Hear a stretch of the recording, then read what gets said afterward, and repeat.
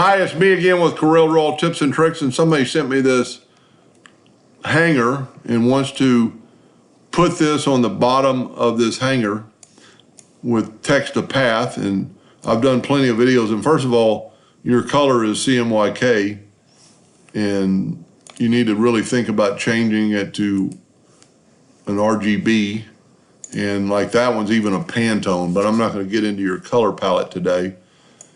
And we need to go up here, and I think what your problem was, go up to Object and see if this thing is broken apart. And it is, so that's good.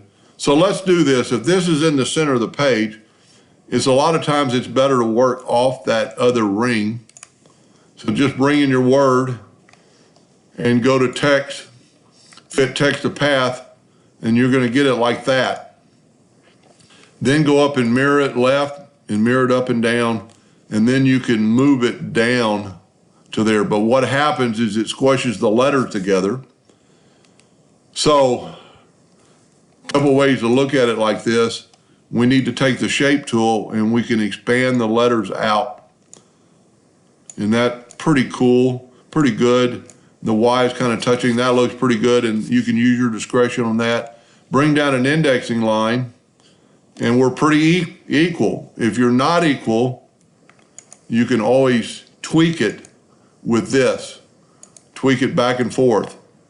And we're not into the line yet, so you can tweak it right here and bring them up. And then when you do that, you've got to tweak them back the other way till that indexing line is kind of even. We've got all that done. We can get rid of the indexing line. Now, the only thing about bringing this, and I didn't think about it, bringing it to the center of the page, when we weld this, it's not going to work because it does that. So I shouldn't really have done that. I should have nudged it over, but we can get it back where it is. Take your zoom in here and take your virtual segment delete key.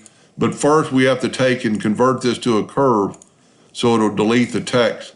And then just run a line through that, and run a line through that, line through that, and just delete this, just making sure you don't get anything else. Now, I would seal all that right now.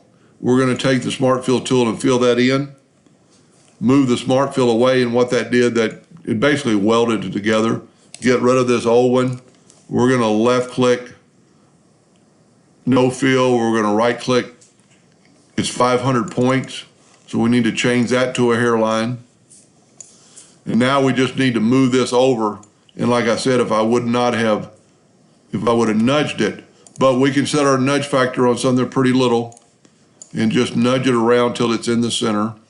So I would not suggest moving it over. I would suggest I should have nudged it over, and then I can nudge it right back. But for the videos, that's good enough. Now, I was going to stop there, but he's got some other problems. And the problem is we got some leaks. And you notice and also there's a second word where you've tried to do that. And that's one thing good about the Smart Fill tool.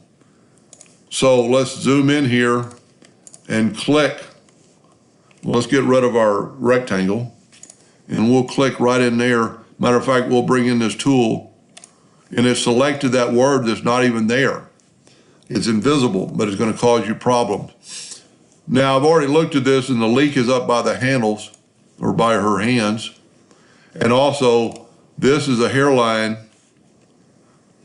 It's Pantone, but it is a hairline. And I would definitely change that to RGB. RGB is what a laser engraver would need.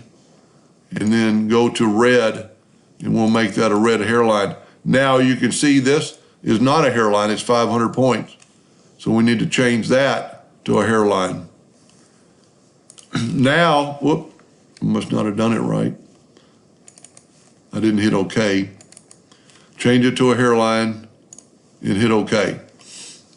Now the lines are the same thickness, but we still have a leak, and you can kind of see that, where these lines are just broken. So go up to Windows, Dockers, Join Curves. And if you have something set like really low, like 0.001, you can take your shape tool and shift select the other one, and then, doesn't look like I got it. Shift select everything, and then grab both these and hit apply. It closed up those nodes. Same thing here. Now we should not have a leak, but I'm still going to put a rectangle around it just in case we do, so it won't fill out into the other parts of the page. And we're going to use the Smart Fill tool, and voila, it worked. And by doing the Smart Fill tool, this is a better copy because everything's sealed, and then just left click, right click, but just see how you've got your set on 500 points where I draw a hairline, and that's why I do. So turn that into a hairline. And then bring that into the page.